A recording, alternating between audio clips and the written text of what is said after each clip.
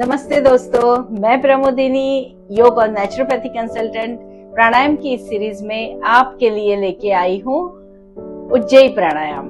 उज्जयी प्राणायाम बहुत मुश्किल लगता है सभी को, किंतु बहुत आसान तरीके से मैं समझाने की कोशिश कर रही हूँ। सबसे पहले मुंह के अंदर जो सलाइवा है उसको आप अंदर करें, लेकिन अंदर करते समय जब सलाइवा अंदर कर रहे हैं तो यहाँ जो मूवमेंट हो रही है उस मूवमेंट को आप नोटिस करें। ये मूवमेंट कैसी है?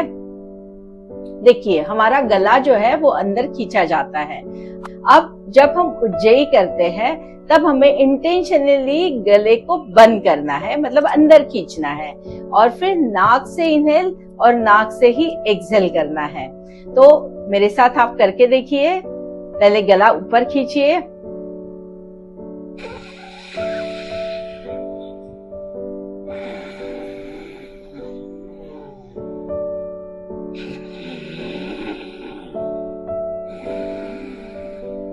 खर्राटे जैसी आवाज आएगी, और अगर ये आवाज आ रही है तो आप सही जा रहे हो, क्योंकि जो एयर अंदर जा रही है वो आपके गले में घिसते हुए जा रही है और घिसते हुए आ रही है।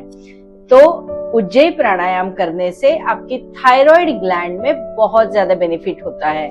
अगर हाइपरथायरॉयडिज्म है या हाइपोथायरॉयडिज्म है, दोनों को आपकी थायराइड ग्लैंड को ये बैलेंस करता है, इसीलिए आपका सिक्रीशन प्रॉपर होता है। और थायराइड जिनका इनबैलेंस होता है उनका पेट साफ नहीं होता है, क्योंकि कुछ सिक्रीशंस थायराइड ग्लैंड से ऐसे होते हैं जो हमारे डाइजेस्टिव सिस्टम को हेल्प करते हैं। अब सिंपल है, हाइपोथायरॉयडिज्म हो या हाइपरथायरॉयडिज्म हो, किसी में वेट पुट ऑन होगा, किसी में वेट लॉस होगा। अब वेट पुट ऑन क्यों होगा? क्योंकि हमारे बॉडी से टॉक्सिन्स नहीं निकलेंगे या खाना प्रॉपर वे में डाइजेस्ट नहीं होगा। और वेट लॉस क्यों होगा? क्योंकि जो खा रहे हैं वो न्यूट्रिएंट्स एब्जॉर्ब नहीं होंगे, वो हमारे एग्जिट हो जाएंगे। तो ये दोनों चीजों के लिए उज्जयी प्राणायाम बेहद ही पावरफुल है, बहुत ही इम्पैक्टफुल है। आप इसे रोजाना 5-10 भी करते हैं तो आप देखेंगे महीने भर में आपका थायराइड पूरी तरह नॉर्मल आया है। हमेशा ध्यान में रखें, अगर आपने डॉक्टर को दिखाया है, आपने टेस्ट किया है और डॉक्टर ने आपको कोई गोली दी है, तो उस गोली को आपको फिलहाल बंद नहीं करना है।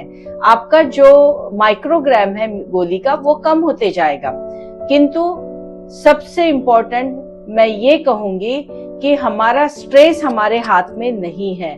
हम एक पारिवारिक सदस्य है, हमारे यहाँ अप डाउन्स काफी सारे आते रहते हैं, कभी कोई समस्या आती है, कभी कोई समस्या आती है, और हर इंसान कहीं ना कहीं समस्याओं से ग्रस्त होता है। तो समस्या के साथ जुड़ जाते हो तो आपके अंदर इनबैलेंस शुरू हो जाता है।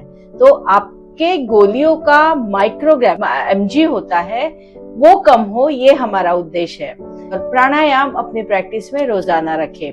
मेरे प्राणायाम की सीरीज को रेगुलरली देख के आप उस प्राणायाम को रेगुलर करें। एक बार आपको आदत हो जाए तो फिर आपको खुद ही करने के लिए बहुत अच्छा होगा। तो मिलते हैं अगली वीडियो में और अगली प्राणायाम के साथ।